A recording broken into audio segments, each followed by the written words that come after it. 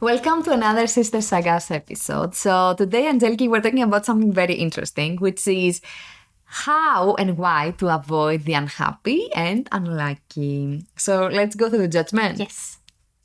You can die from someone else's misery.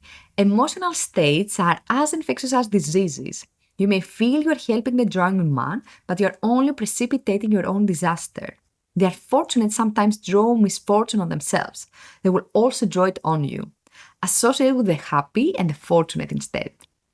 So, Angeliki, who is Lola Montez? Her actual name was Mary Gilbert. She was Irish. However, she wanted to become a flamenco dancer, so she changed her name into Lola Montez.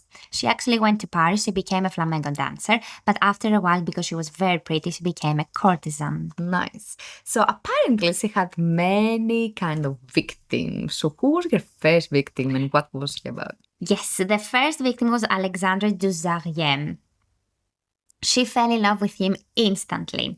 So she actually wanted to meet him officially. So what did she do?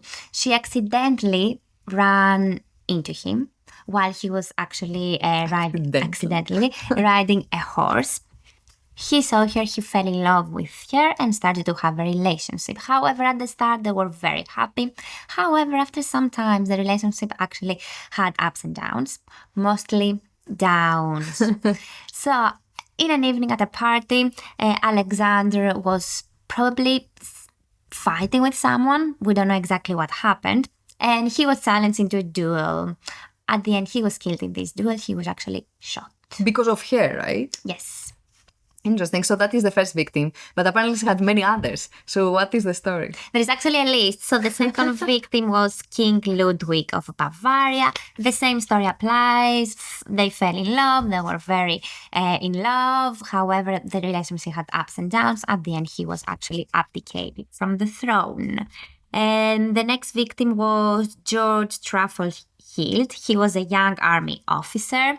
At the end, he was killed by a knife in a boat accident.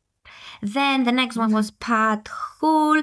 He became an alcoholic and he died So from what is the end of alcohol and her depression. story? The interesting thing is that at the end, she went to America. She became actually very religious and she ended up in a monastery. Dying in a monastery. Dying. Yes. So, Maria, what do we learn from that story?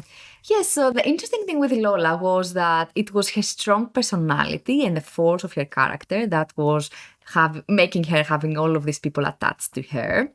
And the attachment, apart from her personality, though, was with her problems. So the problems were so deep that were affecting other people. And not only like the partner, but also the friends and the companions of the partner. Even a city in the second example. True. Even the whole city was affected by her actions. So obviously that is not restricted to sex, right? It can happen to anybody, like in terms of sex. And this infectious personality can be seen everywhere. So if you find it, I would say run. Run that way. Yeah. So, Angie, can you associate though with what happened to her and how she felt or how other people felt around her? I could actually think of my work at the moment. It's like, obviously, all the time we have ups and downs. We were not in the mood. However, because I'm a teacher, I always feel the need to be positive and be very happy and very friendly. So, yes, I think when I start the lesson, I need to be very positive, smiling, encouraging, because otherwise, if I'm very moody and very sad, this is going to have a consequence, and actually the students won't react very positively. Yes, and they mirror what you give them, right? So if you give them sadness or some negative energy, this is probably what you're going to get out of this. Definitely. The same applies to my case. For example, when I'm going to customer meetings, I want and I need to be more cheerful, more friendly, and so that they can, open up and share some information. Otherwise, if I go in a very negative mood, no one wants to talk to anybody else, I guess. Thinking in all the jobs that you have, like, to meet customers and new people, you need to actually be positive and very friendly. Yeah, but I guess if you think about all your colleagues or the people you know, instantly it will come to your mind who is this negative person, right? That if it's around you are trying to avoid, or who is this very cheerful, happy person that you actually enjoy spending time with? Definitely. So what do we learn from the Roman history? So back in the 44 BC, Julius Caesar was conquering many different places. He actually wanted to become a dictator. However, he had a rival, Cassius. Cassius had the syndrome of chronic dissatisfaction, meaning he couldn't stand being next to someone who is better than him or greater than him. Obviously, this was Julius Caesar. So Caesar had actually understood this kind of negative energy of Cassius, so he didn't actually assign to him the role of praetor. He assigned the role to someone else, Brutus, the famous Brutus that actually he killed Julius Caesar after. However, Brutus didn't like Caesar at all because he didn't want to change the Respublica. He didn't want to change the government. However, Caesar wanted to. So Cassius started talking to Brutus, and Brutus was actually influenced by the words of Cassius, and at the end they conspired against Caesar and they killed Caesar on the 15th of March. So what do we learn from that, Maria? Yes, how can we protect ourselves, right?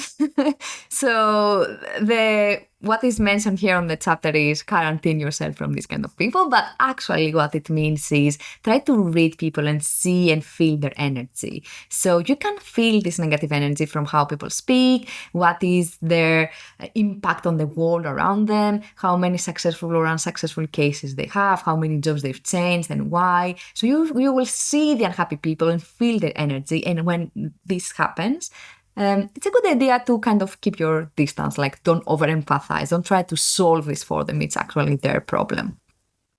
So this is about the negative energy. And what about the positive energy though? There are some people that are very happy and they attract happiness. So technically the reversal is try to be or surrounded by people who are actually very happy. They always want to share positive news. They're optimistic, they're ambitious, because this is going to have an impact on you as well. Obviously, we don't say like you have to be always happy and cheerful, but like across your lifespan, like don't be the most negative person around. Yes. Yeah. What about Talleyrand? Do you remember we did another episode on Napoleon and Talleyrand and their connection? Perfect. Technically, Talleyrand was the right hand of Napoleon. However, he was the one who destroyed Napoleon at the end. However, Napoleon knew that Talleyrand was very charismatic, so Napoleon wanted him around, which is very interesting. What you lack, you want to attract, probably. And that is the key takeaway from this chapter is learn and understand yourself and your kind of negative traits and try to complement yourself with people that have the opposite or the good part of that trait, right? So if I am unhappy all the time and a little bit moody and I know that about myself, I will chat and try to hang out with you that we are more cheerful so that we complement each other instead of both of us being moody and negative energy so that we destroy the energy in the room. Attract the opposite mainly. Yes.